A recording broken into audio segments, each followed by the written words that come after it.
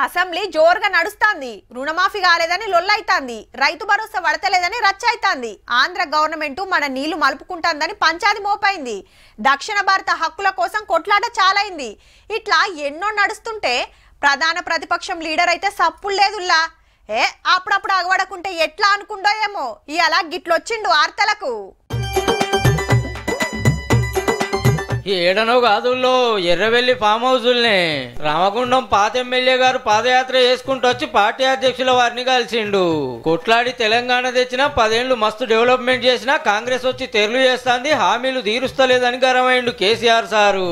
మళ్ళా పక్క మనమే గెలుస్తాం, అది కూడా సింగిల్ గా పవర్లకు వస్తాం అన్నాడు. మహాకూటమి పెట్టకుంటే చంద్రబాబు సార్ ఓడిపోతుండేనట ఆంధ్రాల. బాయికాడ కూకొని గిన్నిగనం మాట్లాడుతుండే.